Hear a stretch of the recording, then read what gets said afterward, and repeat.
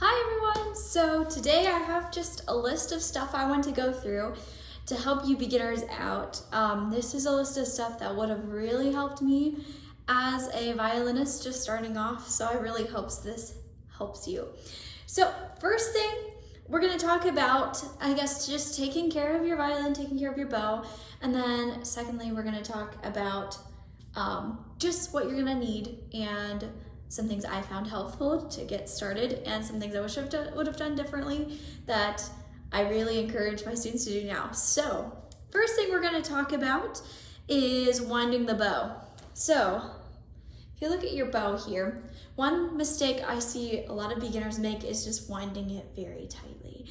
So the bow is supposed to naturally bend this way, a little bit of a U shape, but I often see it being tightened way too much that it ends up being shaped a little bit like an M or an N type of shape. So what I would suggest doing is just tightening your bow just enough so that your bow hair is taut and ready to play. It should be, you don't want to touch your bow here, but it should be about this far apart from the wood. I definitely have seen it like this far apart before, so you actually don't need it too tight. If you find it's like, as you're playing, if you find it's hitting the wood, then give it another turn or so, but definitely try not to over tighten it. Another thing you may find out is if as humidity and temperature changes, you may have to tighten it a little more or untighten it a little bit if you have it too tightened. So there's tip number one. Number two is too much rosin. So I would suggest each day just maybe putting on 3 swipes of rosin, just like 1, 2, 3.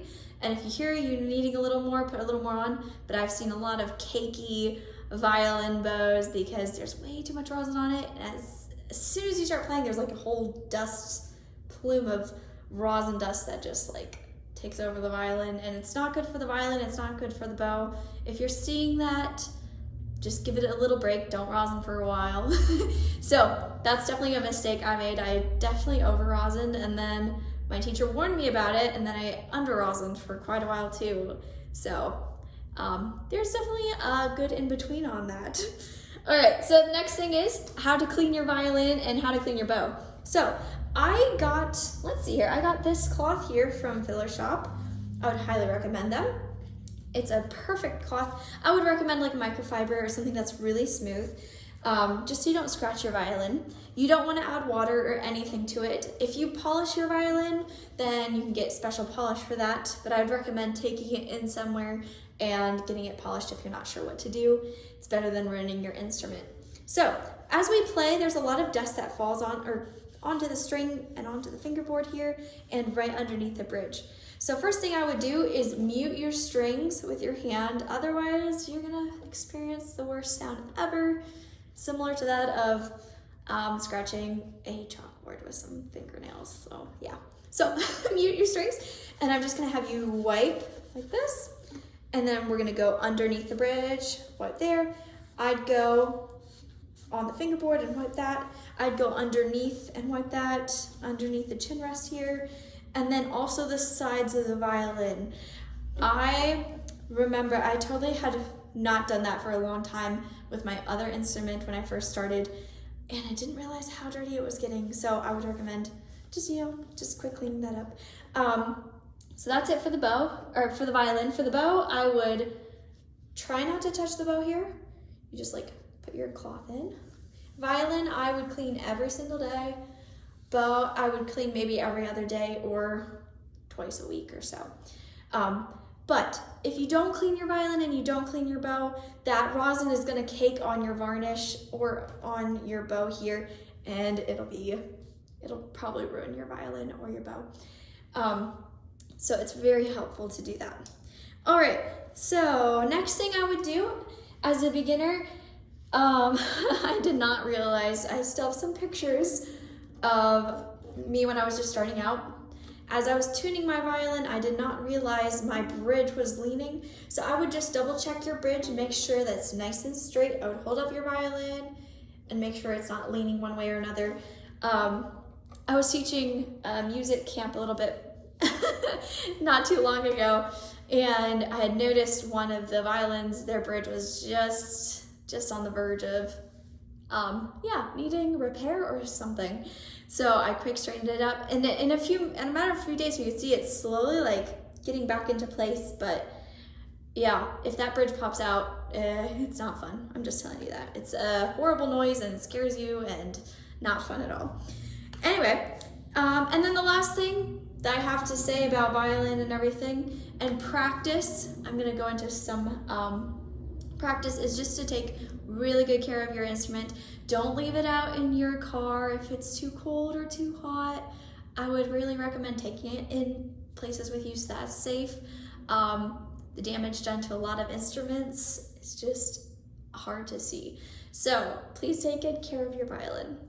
Anyway, on to the practice part of being a beginner. What I usually recommend for like 4 years old on up to about 8 or so, I would recommend starting the first few weeks at like 15 minutes a day, getting that bow hold good, getting your posture good.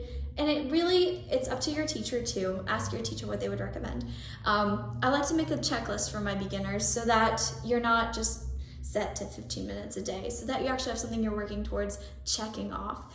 But for my more advanced students, I would recommend 30 minutes to an hour, depending on how, I guess how far they want to go and what goals they have. So there's something you can think about, and consistency is really key to that. I was really fortunate, and I had a teacher who just pushed me to practice, and I never really struggled with a whole lot of practice beginning when I first started. Like, I think the biggest practice struggle was when I hit the intermediate stage, and all of a sudden I didn't see my progress like skyrocket. At first, like when you first start out, it's like cool to see, like, oh, all of a sudden I got my bow hold, I got my violin, I can play a note. And then all of a sudden, intermediate stage, it's like a little harder to see some of that fine detail progress.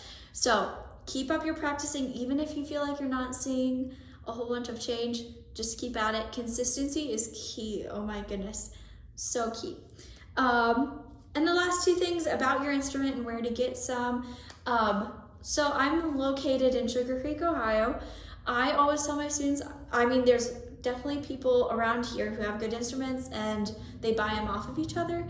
But if you're just looking for an instrument to start out, I would really recommend the Loft Violin Shop. I have their information on my website.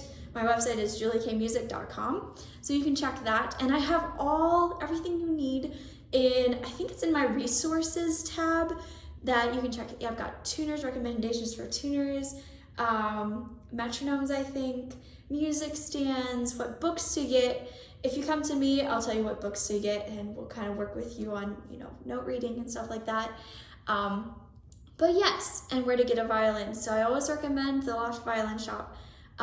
They have great resources, or the Fiddler Shop. They also have some really good violins. I got my intermediate violin there and I love it.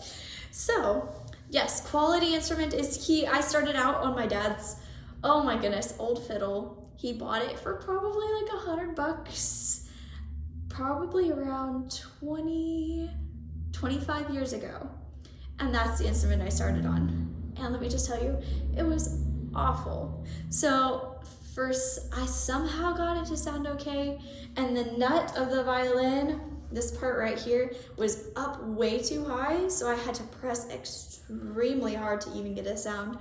So I would just really recommend starting out with a great instrument, because your great sound that you're getting from that great instrument will influence you to keep going.